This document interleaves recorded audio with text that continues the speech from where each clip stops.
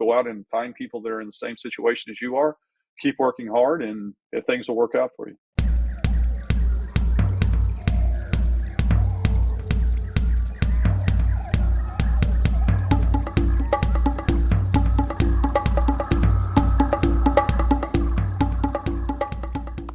It's that time to roll your eyes again. Welcome back to the Wild Business Growth Podcast. This is your place to hear from a new entrepreneur every single Wednesday morning who's turning wild ideas into wild growth. I'm your host, Max Brandstetter, founder and podcast producer at Max Podcasting. And you can email me at max@maxpodcasting.com to save time with your high-quality podcast. This is episode 2 + 4 = 6. Don't you just love it when the math works out like that? It happens like once every now and then. And today's guest is Pat Yates. Pat is the president of HappyFeet Slippers, creating some of the cutest slippers you will ever see in a crazy amount of really cool licensing deals, and is also an advisor at Quiet Light, an M&A brokerage. In this episode, we talk Pat's insights from growing an e-commerce business, growing and selling multiple businesses, their game-changing deal with the one and only Snooki, and the thing Pat used to do, and sometimes still does, every Friday. It is Pat. Enjoy the show.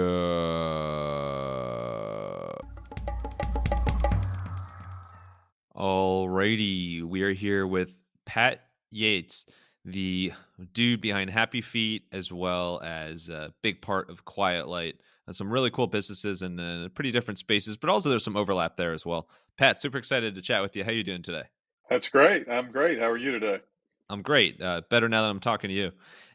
I know you live in Louisville, and I got family in that area, so we could talk the entire time about that and the proper way to pronounce the city name, and maybe we'll get to that a little bit later. But before that, of course, want to talk about your entrepreneurship journey. Was there anything growing up that first sparked your interest in maybe starting a business one day? That's a great question. I've never really had anybody ask me about youth and how it would contribute. I mean, I think from a young age, I had interest in being involved in businesses, owning companies. I was fairly an independent thinker. I think sometimes when, people grow up and they're sort of self-sufficient and they like to go out and sort of forge their way. I was always one of those guys who was first out the door and last to come in when I was a kid, hanging out with friends and stuff. So I think that I always had sort of initiative to go out and be a self-starter and go-getter. And when I went to college, I studied some entrepreneurship classes, which sort of gave me the bug to own a business. And then when I had an opportunity right out of college, I started a company, right when I was 2 or 3 months out of college. So I had the opportunity right away to get bitten by the entrepreneurship bug. I didn't really stay in the corporate world for any period of time. So I think that just grew it. But as far as stuff when I was young, it's just probably being around business and understanding it, shadowing, and understanding what my dad was doing when I was growing up, things like that, all that. Yeah, and it's fun thinking back to you could tell just based on some traits, like early traits of independence or just curiosity. A lot of future entrepreneurs have that, or in your case, present entrepreneurs. But when you look back, shadowing different businesses, being an interest in business from an early age, what was it about, I guess, kind of going against the grain and going into the entrepreneurship world that you think attracted you from the first point? I think it's definitely the independent nature, the ability to put a stamp on something, earning something when you grow it. I mean, I think that with me, my first company was really kind of an interesting one to own. It was service-based, which I think is huge for anyone that's working. People that are starting product-based businesses now, like I go out and speak quite a bit with like the United Vendors Association, some other people, and people are always taking their product. They're trying to find the next version of it, improve it, improve it, improve it. And people spend 3 or 4 years improving a product, never take it to market. I think there's just different personalities out there. There are people that want to, develop items. There are people that want to develop businesses and grow them. For me, I kind of always had that bug to work on my own and control my own income as well as my day, which, sometimes is a little bit of a negative because I'm sure there are people out there that would say, working on your own as a solopreneur, sometimes it's not the easiest thing in the world when you outsource 80% of what you do. Our business is a lot different at Happy Feet Slippers, than it was many, many years ago. We used to have a 30,000 square foot warehouse. We consolidated, put everything in a 3PL. We really don't do any retail anymore. We've sort of changed the business. So it's one of those things that I've had to adapt in many different capacities throughout. So for me, it now is just sort of putting me in a position where I'm trying to find the right kind of businesses that sort of fit with my lifestyle, as well as, where I want the future to go for me. I've always said that being an entrepreneur is the easiest thing in the world. I mean, it's no sweat. You just snap your fingers; it all happens instantly. What was it Barbara said? It's entrepreneurs are the only people that'll leave a 40-hour a week work job to go work 80 hours a week. That's pretty much how it is. It's pretty much true as well. It makes total sense. And I'm somebody who before starting my podcast production business, I've interviewed entrepreneurs like yourself, and always been interested in the space and grew up with it. But I think you don't really know and fully appreciate the time commitment and energy and potential for burnout with it until you actually start doing it yourself and get smacked in the face, as people say. It's a much bigger thing than people think. Like I had a Zoom today with a new seller that was talking about, and they asked her why she wanted to sell her business. She had all these different reasons why, but one of the main reasons, she said, even when I'm sitting and reading a book to my daughter, I'm thinking about business, and that's taking time. She said, whether that seems like it's work or not, it's a distraction. It's something that I really, at this point in my life, don't want to mess with. So some people have a different tolerance to the amount of time it takes, and you never really sort of shut it off. You're working 365 days a year in some capacity, which some people aren't built for, and sometimes I'm not. So I understand that completely. Trust me. There's definitely a balance there. And you mentioned your first service-based business. What was that service? What did you focus on for that first Yeah, business? it was an office and restaurant coffee service actually, which is a business that probably barely exists anymore because you have Keurig. So it used to be like, if you remember, well, you wouldn't remember this, but your parents might remember this. They go into an office, and in the break room they have a coffee machine. They provide the coffee and you just make it. They'd have two or three pots sitting around, and the business provided, as well as the vending machines. Well, my first business was, I bought a franchise in Columbus, Ohio, which was 1/4 of the city basically, and it was through John Conti Coffee Company, a regional coffee company here, and another friend of mine, Tony Conti, and I bought a territory there, and I went up and ran it for 2 or 3 years, and then sold it back to the company after building it up for 2 or 3 years. But I had to walk in offices and sell accounts, so I had to go talk to the owner or the person that was in charge of that decision. I had to demo my product, I had to give them pricing, and I had to go in and work the account every week. So cleaning the pots and filling it, driving my own old white truck, a white van at the time, making deliveries and filling coffee machines, but and vending machines. But I had to work really hard, and it was a lot of work for not a lot of money at times. But I sort of got the bug of being able to do something like that, and it was a great business because I got to touch every facet of it, and that sort of taught me the ins and outs of what's good and bad about a business. I didn't just ride in the office where sales just ramped and I sat in an office. I got out there and had to create it, so it was tangible, and that was much different to start a business then. That's a great image. You in the sketchy white van. It looks like you're a security van or something. No, not if it's around schools. You don't want to take that van around schools. It barely had any logos on it. It's just a big white van. They like I'm snatching kids or something. But it was a great business. I mean, honestly, it was as simple as, some of the stuff was as simple as going to Costco and filling my truck with soft drinks. So I had to go fill in vending machines. But it was just a lot of work, and it was kind of thankless work. You just walk through the office and you take care of it. But it was great. I sold it back to him 3 years later for a pretty good amount of money. Let's get to some of your more recent businesses, though. Happy Feet, I know you started more than 2 or 3 years ago by now. Happy Feet and Quiet Light. Let's start with Happy Feet. So awesome story. Anybody who's not familiar, some of the coolest and most comfortable, just awesome slippers around, and so many cool licensing and partnership aspects of it. But how did you stumble into the slipper space in the first place?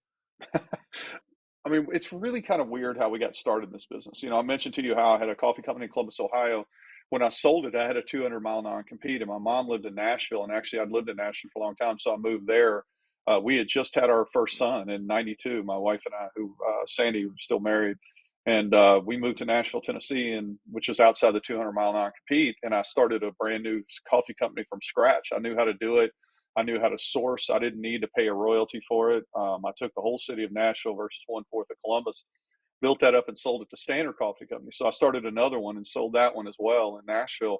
But during that time, a couple of friends of mine who I knew from when I was younger, we started doing kiosk businesses in the mall, just temporary stuff at Holiday. And the first one we did was a golf driven one. It was like golf gifts in like the worst mall in Nashville. Well, I say that. It's still there though, Rivergate Mall in Nashville, Tennessee, up in Hendersonville, actually just north. And we started there, and then we moved to Cool Springs Galleria with another concept of golf, and they were moderately successful. I enjoyed doing it. I still have my coffee company. We'd only do it for like November, December to make extra money on holiday. And then my father and his wife Sharon were retiring, and they decided to go to the Atlanta Gift Mart and try to find something they could do in kiosks in Louisville where they live. And just so happens they ran across these slippers with the guy who had originally, trademarked the designs, and they contracted with them just to do the kiosk business. And that was in 1995 that we bought 4,000 pair and basically stocked one kiosk in Louisville, Kentucky, not knowing how it would work.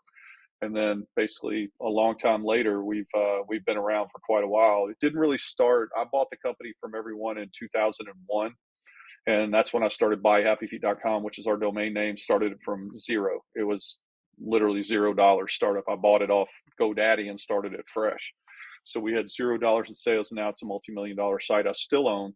The story around Happy Feet is a long one because we've done kiosks, then we had Snooki, which was a license we sort of backed into, and then we were on Shark Tank, and then we've done DreamWorks, we've done NFL, we've done Disney, we've done just about anything you could imagine. It's all been exciting. There's been real highs and real lows like any other entrepreneur. It's not been as, I think my dad and my grandpa would say it hadn't been shits and giggles the whole time. It's just been a lot of business, a lot of work, and some strife at times. But that's what businesses are made up of. That's why when you build a brand, no one is immune from going through those things. All for shits and giggles. That's life in a nutshell, right? But Yeah. I love the variety of products. So there you are with a coffee service based business. Well, really, it's the product is coffee as well. So from coffee to slippers, what is it that jumped out to you and family about slippers as a potential exciting business idea? Honestly, it was just happened to walk by a booth and think they look kind of eye catching, and when you touched them, you had to feel them to know the difference. So the key to kiosk businesses back then was being able to have a touch and feel where you could demo the item and people would get excited about buying it.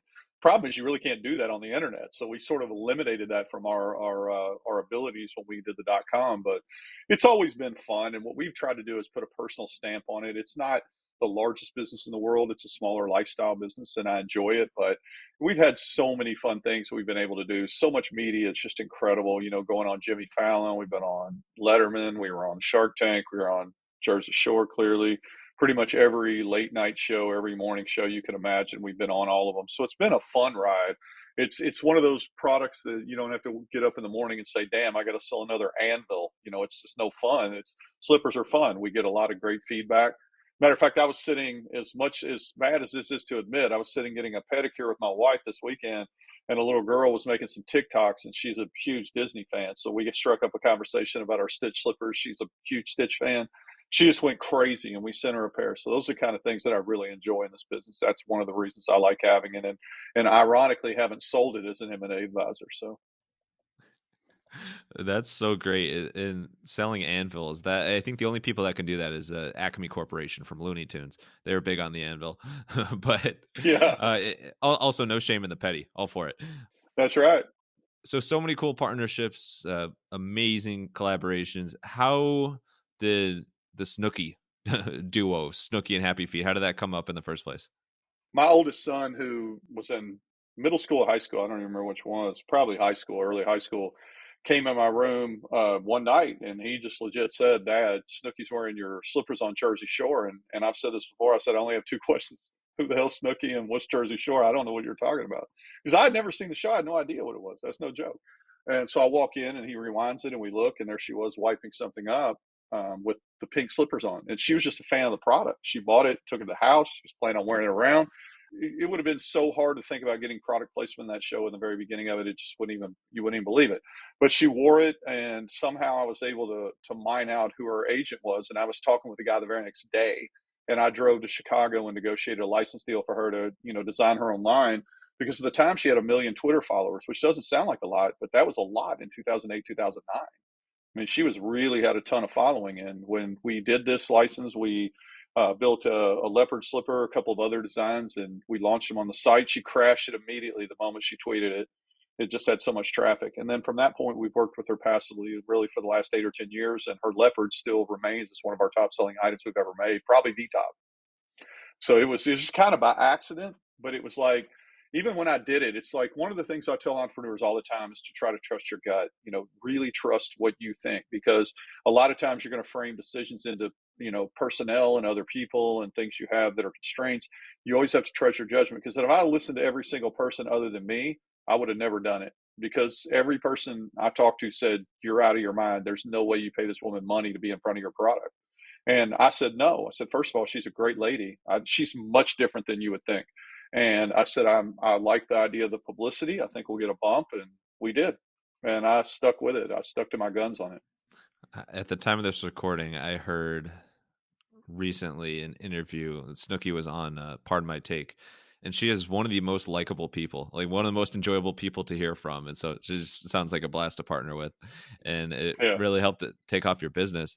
Like if you look at your website right now, there are so many different styles of slippers and so many fun, like I guess I'll just use the term again, collabs there. How did with Happy Feet slippers you start to diversify and come up with so many different designs and kind of accelerate that? I mean, some of it, like the colleges and NFL, we've been doing for over a decade. We had some issues with Amazon for NFL. There's a lot of restrictions going on with some of those things. We'd worked with some of the team stuff for a long time.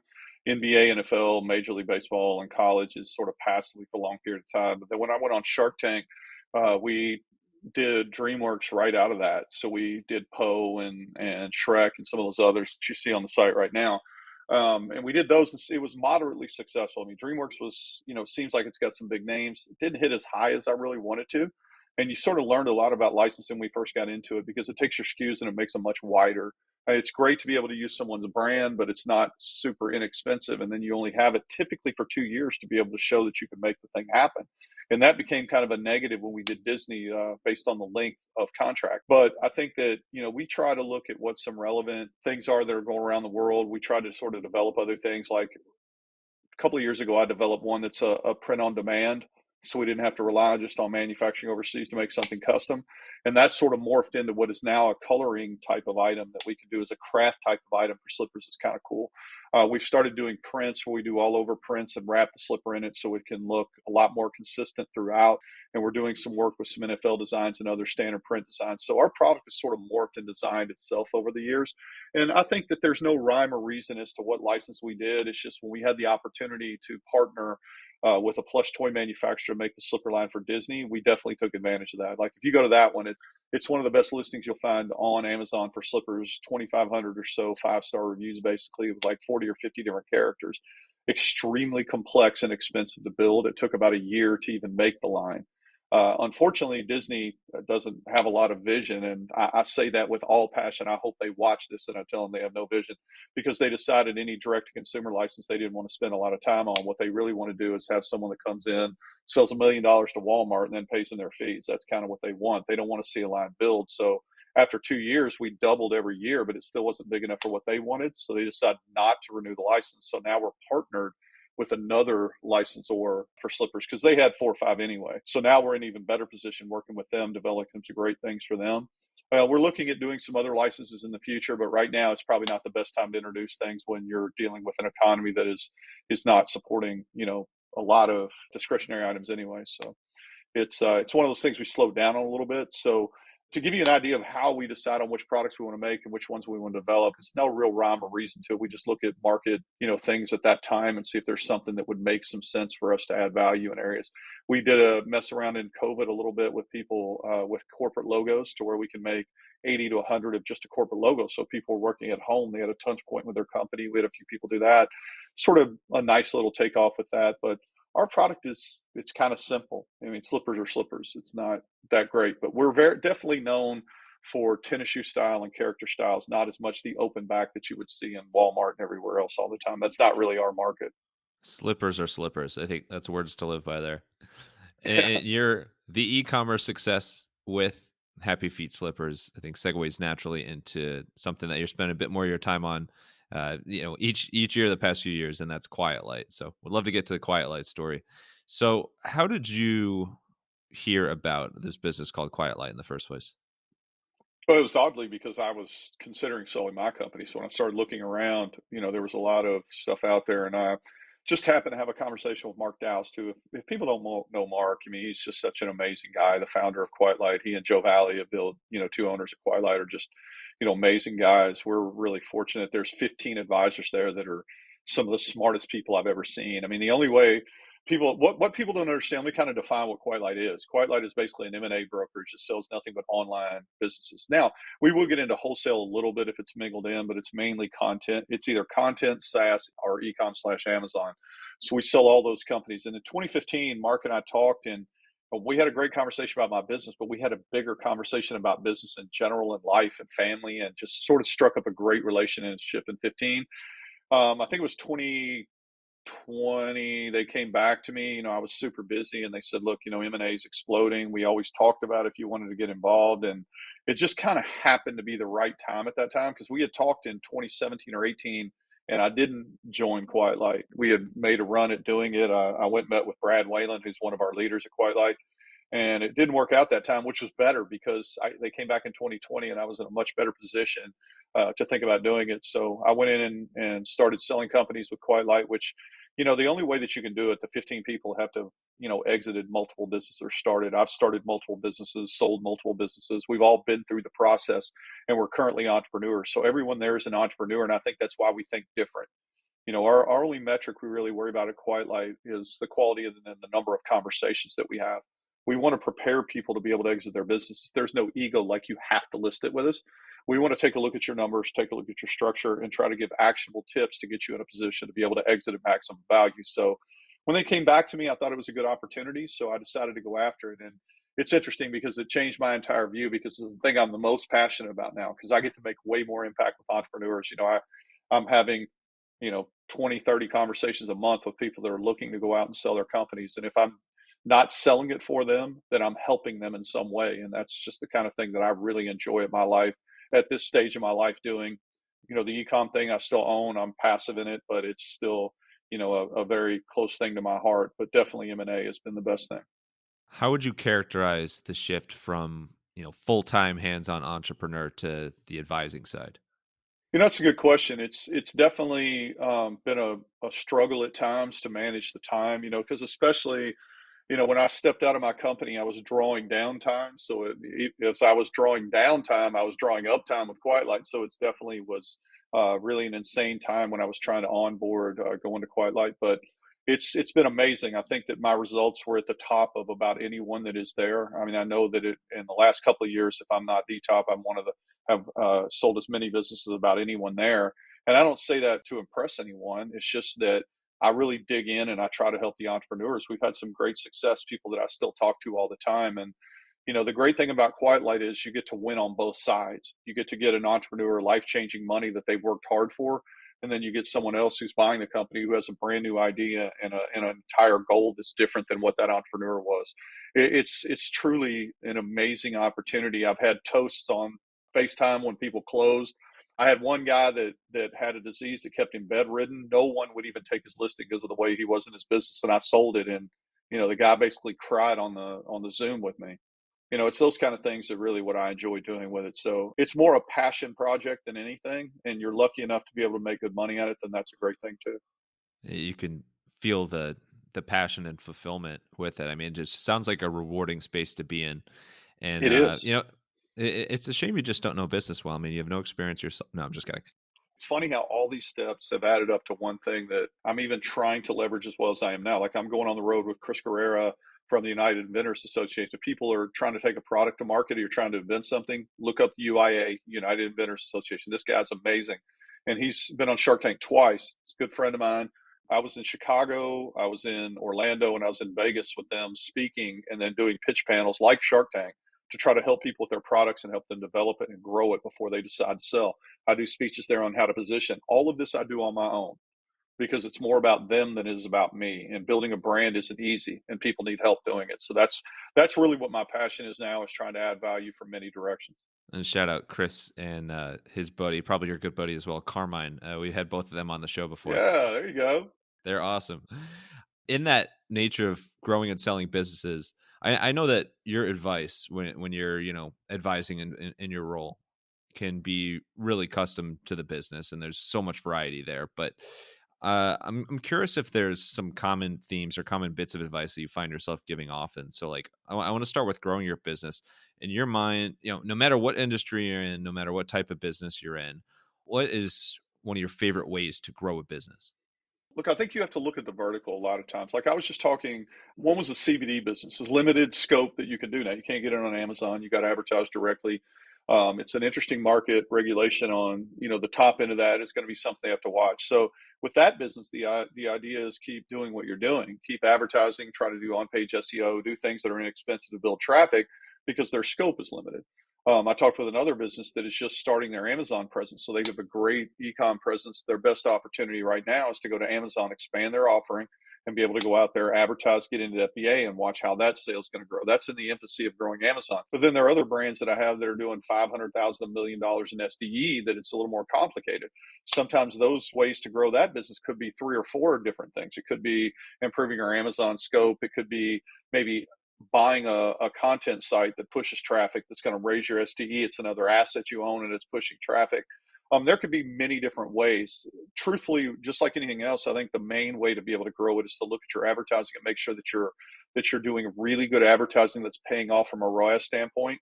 That it's adding value to your bottom line, that it's growing your STE. What I try to do when I look at financials is say, let's cut these things that that you don't need to be spending, put that into your marketing budget. When it grows, that's going to organically grow the bottom of your business. So I think it's tailored to the company. If it's a SaaS company or a content company, it's much more complicated.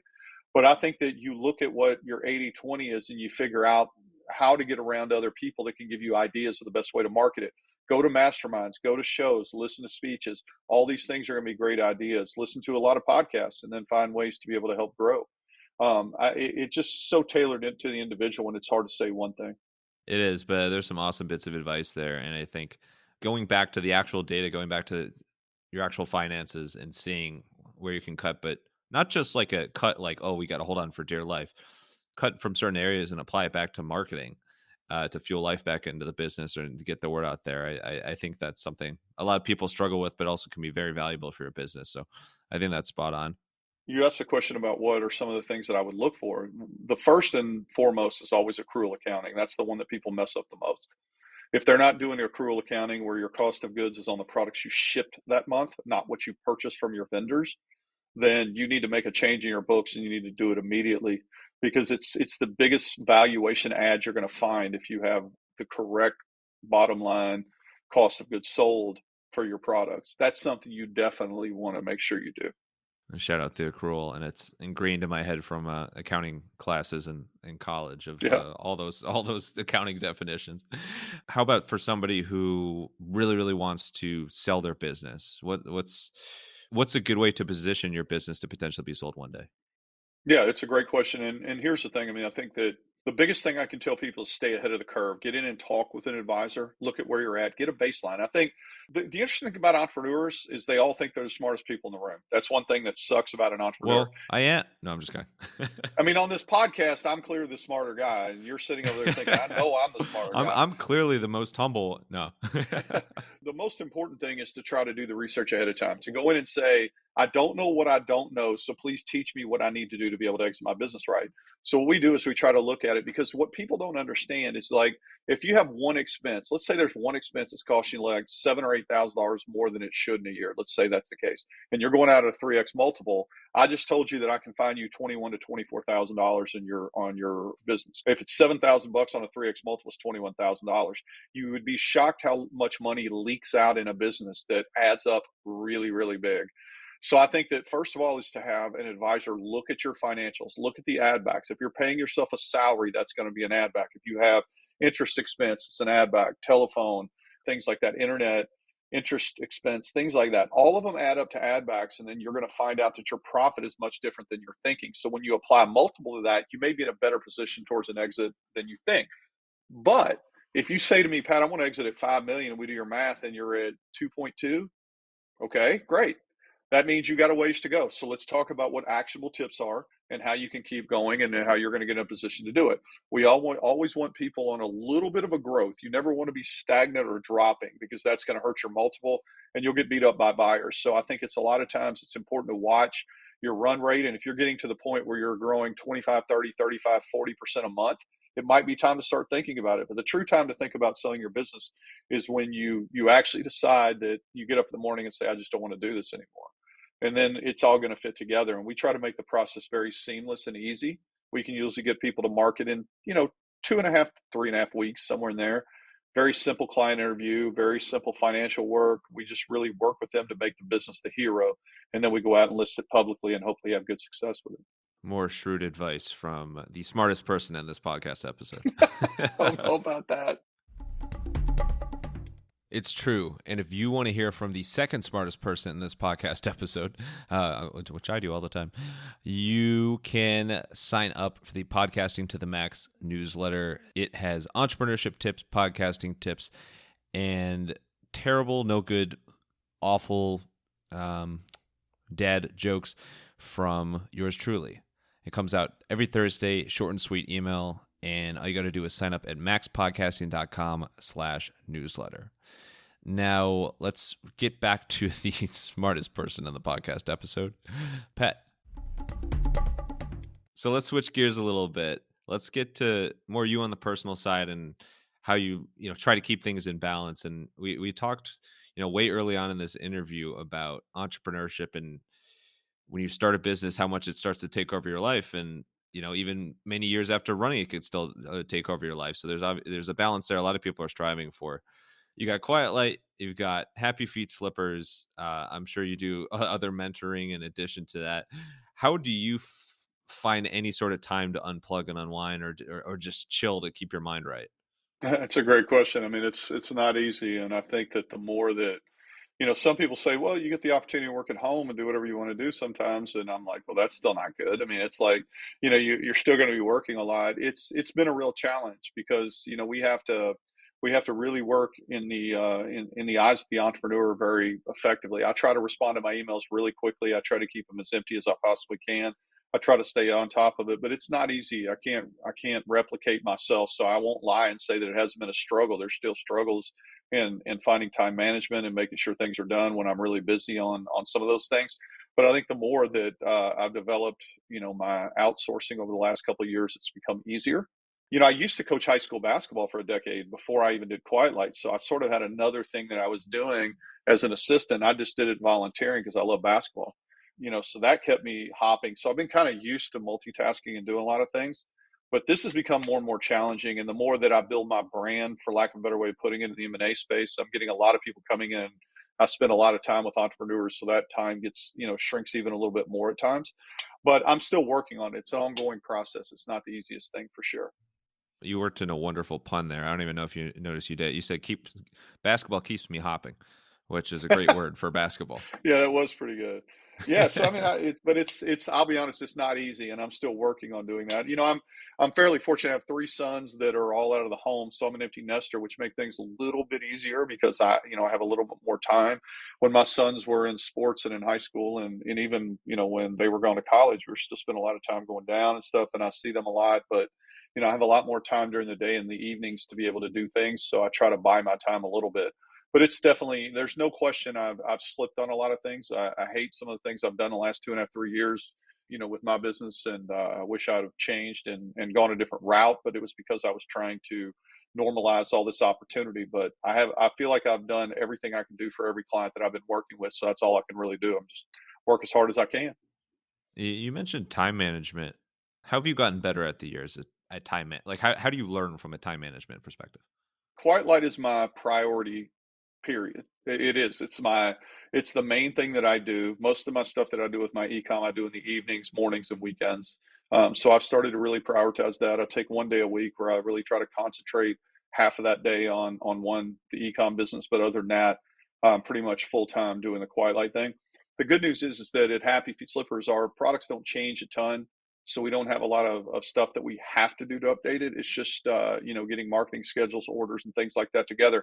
And I'm getting the business where it's a little more operationally, I don't want to use the word autopilot. That's the wrong kind of thing. Operationally a little bit better. So I think that that's been a work in progress, but I think every entrepreneur would say, they change the way that they try to structure their day a lot as things develop. So I'm continuing to try to do that. So let's try to get into the realms of the unusual. This is called the unusual. This is pet peeves, quirks, weird talents. So this stuff you could try to tie it back to the business if you want, but most of the time this is kind of more just you on the personal side. So what's your biggest pet peeve? I'd probably end up going to something odd, like someone who has 500 emails in their inbox all unread. I don't know. I don't really see people's inbox. I think my biggest pet peeve is when I continue to have to repeat myself on things. That's probably what it is. I don't know. That's a terrible question because I'm kind of a jerk sometimes if I really don't want to be nice. So I don't really know. That's not a good one. Give me another question. That wasn't very good. I got to make myself sound bad. I think there are things that irk me, but what's interesting is they probably are more about me. It's like when I say, idiot, you just did this yesterday and said you weren't going to do it anymore. I'm my own worst critic. So probably my best pet peeves are one that I can't stand in myself. Oh, I get it. Yeah, it's very easy to be tough on yourself. How about I call them weird talents. Some people call them party tricks. What's it's something that has no impact on your business. Just maybe it's something around the house or a memory trick, something you're really good at. I'm actually really good at cleaning the house. Like some people wouldn't believe that. I got in the habit a long time ago that every Friday I would clean our house top to bottom in the afternoon. I'd just take the afternoon off, clean it top to bottom. So when my wife came home, she had a clean house for the weekend. That's honest good truth. That's why I did it. And I've gotten away from that because first of all, our kids are gone, so it's not as hard. But I haven't had as much time. But I think that was one thing that people will be shocked at. The other one, probably I talked about at a show, is that I kind of have a weird thing where I buy all my wife's clothes. That's kind of weird though. I kind of have an eye for what she likes. So it's like one of my weird habits. I buy all her clothes. Some women out there probably like that, but it's kind of weird. Well, does your wife like that? Oh yeah, she definitely does. Yeah. I mean, Okay, she likes good. everything. I mean, she says that, at least she says she does, you know, send it back when I don't know. That's awesome. So you're buying her clothes. You keep the house crazy clean. I think. I don't know, Pat. I think you're a total catch. I'll give it to you. Yeah, I think that at my age, I probably am not a catch anymore. But I'll deal with it. But yeah, I think I'm a pretty simple guy. I love playing golf, and I work a lot, and I have great family life, and I have three great sons, and so I just like spending time with them. And then what is a quirk you have? And I won't let you say any things you just listed off. Something a little quirky about your personality, but it's who you are. I talk way too fast. You're already seeing that. That's just terrible. I mean, even like Chuck Mullins and Joe at Quiet Lake, they'd always dog me about that. I talk way too fast. That's definitely my worst thing. I am. My wife Dana always says that like I'm slow at life, like I do everything slow. So I think she'll appreciate listening to you talk on this episode. Yeah, I mean, those are great questions, though. It's like I got to think about how I can dog myself a little bit more. I don't know. Exactly. Got to be tougher on yourself. Yeah, there you go. All right. Well, let's wrap up with some rapid fire Q&A. You ready for it? Absolutely. Let's do it. All right. Let's get wild. You mentioned your mall kiosk businesses. Those are, and this isn't the question. This is like a preface of it. Those are like the actual stands, like in the middle of like the walkways in the mall that Yeah. can sell a variety of things, right? Okay, I Yeah, it's just a want to make terrible sure I was. business anymore. It's just not a very good business anymore. What is it that most people would be surprised by about those businesses and types of products sold there? How inflexible the malls are. I mean, they care about the rent. They really don't care about you. It's a difficult business. I mean, you need storage. You need to find a product that can sell there, and then you're paying a high per square foot charge because you're going in the holiday season, November, December. You have to understand it's not an easy business, and malls don't have the traffic they used to. So I'd say that's the first thing. How has running a coffee business impacted your consumption of coffee today? Oh my gosh, it's still the same. I still drink all day long. It's terrible. Actually, I shouldn't drink I drink occasionally in the afternoon. I used to drink in the afternoon a lot because I would fill my accounts in the morning and then I would go sell accounts in the afternoon. So we'd have to taste test it, which meant I was drinking coffee till like 5 o'clock. I'm still probably 3 or 4 cups a day. I still love it. I'm sort of hardcore. I don't ever put anything in it because I like to be able to see the taste of it. What was your favorite type of food or favorite single food item to eat in Nashville? Dang, that's good. Actually, we had a place called the Playing Field, which was a sports bar that was really close to us. They had the coldest beer and the best wings I've ever eaten anywhere. Cold beer and best wings. That sounds pretty good. I don't think they exist anymore. They used to be like in the Antioch area, right off of like Bell Road or something like that. I don't think it's there anymore. he ran an amazing gambling organization out of the back, so it's a very good chance it's not there anymore. And that would explain it. Was it baseball themed? No, it was just Hooters themed, like every sports bar. It's kind of like that. A Right. lot of Okay. wood, a lot of guys hanging around telling lies. That's pretty much what it was. Sounds like the name of a book or movie or something. Yeah. And then last one. So we always have a debate about this. The town that you live in that starts with L, major city in Kentucky. How do you pronounce it? Louisville. Okay. I mean, it's, My wife is going to kill me. if you got to draw, it's Louisville, There we go. Louisville. Okay. Yeah. I mean, it all works. Shout out my dad's cousin Mike who taught me that it's like it's spelled Lulvul, Louisville. But Louisville. I always say Louisville. I don't know why I sort of enunciate it. People do it all over the place, but if people haven't been to Louisville before, you should come here, especially first Saturday in May. If you get here for the Kentucky Derby, it's something to see. It really is. oh yeah. Yeah, it's a great town. I think as long as you don't call it Louisville, then you're good. So Yeah. perfect. Well, Pat, this has been an absolute blast. Just awesome talking all things from slippers to coffee to advising to Snooki. Really appreciate you coming on. Absolutely. Where's the best place for people to try out HappyFeet slippers as well as learn more about Quiet Light? Yeah, so you can go to buyhappyfeet.com if you're looking at the slippers. But if you have interest in understanding where you're at in your business and eventually maybe exit or just want advice about it, it's pat at quietlight.com. Pretty easy. And you can go to quietlight.com, check out our listings anytime. People that haven't looked into this, if you don't own an e-com business, you're out there thinking about it. One of the best ways to do this is to buy an existing profitable online business, which you can do at Quiet Light. It doesn't make me any money. All our listings are done by individuals, but you should check it out. Perfect. And the last thing, final thoughts, it could be just whatever final words of wisdom, could be a Muhammad Ali quote, whatever you want. Send us home here. Yeah, I don't have a Louisville Muhammad Ali quote, but I should. That's kind of like I need to do that. But I just think that any of the entrepreneurs out there listening, no matter what area of life you're in, if you're thinking about having an online business, there's a great way to go and talk to an advisor about buying one. It can change your life if you're looking to exit a business you don't like working in or an office you don't like being in. You can control your income and control your life. I think it's a great way to go about it. If you have a current e-com business and you'd like to know where you are in your process of potentially selling, reach out. Advisors are there to help. And then, as far as an entrepreneur, it's a really, really tough time to be an entrepreneur right now too, because businesses are having struggles, credit markets are shrinking. There's all kinds of reasons why things are tough. So you just got to dig in, keep working hard, be committed to what your vision is, and open up your network of people. Go out and find people that are in the same situation as you are. Keep working hard, and things will work out for you. A forever shout out to Mike Mills. We'll always remember that Louisville, Lulvul lesson. And thank you, Pat, so much for coming on the podcast, sharing your incredible business building stories and all you do cleaning the house. And thank you, Wild listeners, for tuning in to another episode. If you want to hear more wild stories like this one, make sure to follow the Wild Business Growth Podcast on your favorite app and tell a friend about the podcast. And then HappyFeet slippers and Quiet Light it up with them. That sentence really rolls off the tongue, but you know what I mean. And you can also find us on Good Pods, where there are really, really good podcasts and podcast recommendations. And for any help with podcast production, you can learn more at maxpodcasting.com. And sign up for the Podcasting to the Max newsletter. That's at maxpodcasting.com/newsletter. Until next time, let your business run wild. Bring on the bongos!